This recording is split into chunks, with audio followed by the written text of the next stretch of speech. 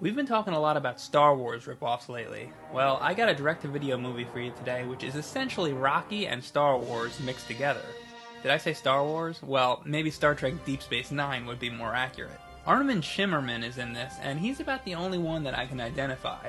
For those that aren't familiar with his work, Armin Shimmerman played Quark on Star Trek The Next Generation and Deep Space Nine, so he's used to being around guys in goofy alien costumes. Then there's this character who's dressed like Bilbo Baggins. He's the only other person I could recognize, but not by his appearance. Just listen to his voice. Freak! Listen to me, you little tadpole! You are a very rude young man! If you can't tell, it's the same guy that did the voice of Gizmo Duck on DuckTales. Mr. McDuck, you just gotta give me the job! Nobody balances a checkbook like I do! Watch! Truly an all-star cast we have here, isn't it? The main character is some no-name actor, Paul Satterfield or something. I haven't seen him in anything else. But I will say he does look a lot like Christopher Reeve. He's supposed to be the underdog hero. He's Rocky, basically. His name is Steve Armstrong, and he has to box against all sorts of aliens. There's no CGI here. This was 1989, so it's all rubber costumes and animatronics. They couldn't get it into theaters, so it finally made it to VHS in 1991. It's set on a giant barbell-shaped space station, where there's a sports event that takes alien creatures from all corners of the galaxy and puts them head-to-head to determine the champion. With this event, there hasn't been a human champion in over 50 years, but that's about to change. Here comes Steve Armstrong. At first, Steve doesn't want to fight, but he's put into a situation where he has no choice. He wins the first match, and after his taste of victory, he can't get enough. Now he's determined to win the title. He's coached in the sidelines by his four-armed friend, Shorty. Or you can think of him as Mickey. When you got inside on him, he got real defensive. If you can get to his sense of nerve, you can win this fight. The current champion is this big cyber bull named Horn. But before Steve can fight him, he has to make his way through some other battles first, like the fight with the giant grasshopper alien. What's great about this movie is that they go all out with the alien makeup. And you know, this was in an era when they just throw a few ridges on somebody's nose and call them an alien. There's no half-ass makeup here. Every one of them has a full-fledged extraterrestrial appearance. There's an impressive range of distinct species, like the cantina sequence in Star Wars.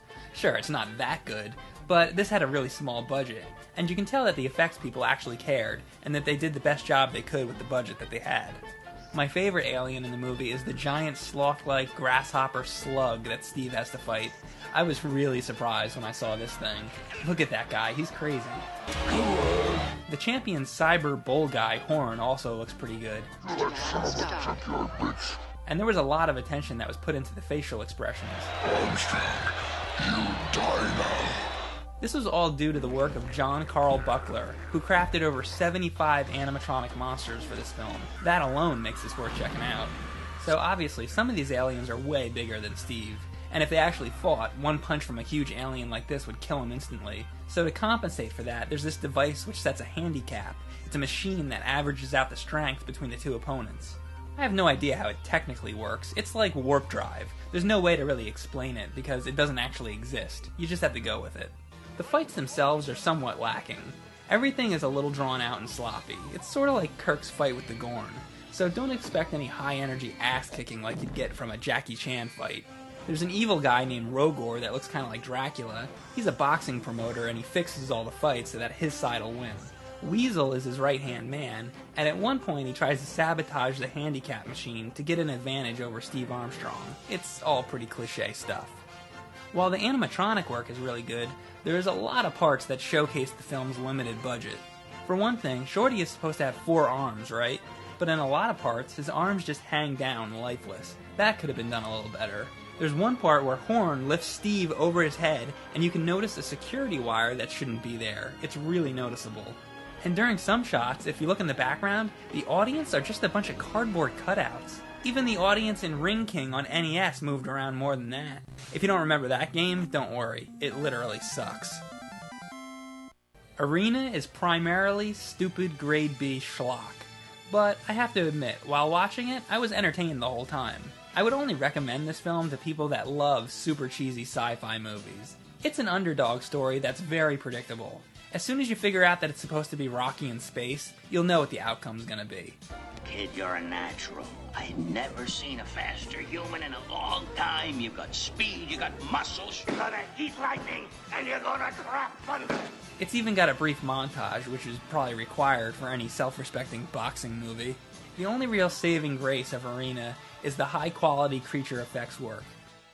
Seeing this, though, is a disappointing reminder that physical costumes aren't used that much anymore. It's really a shame, because when it's well done, it looks a lot more authentic than most CGI aliens.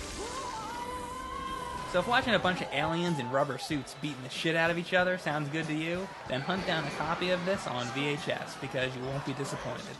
The only thing is, it's a shame they never got around to making Arena 2. With the connections that they had, they could have easily gotten the giant grasshopper slug to battle Gizmo Duck. And let me tell you, you do not mess with a duck that has crotch missiles.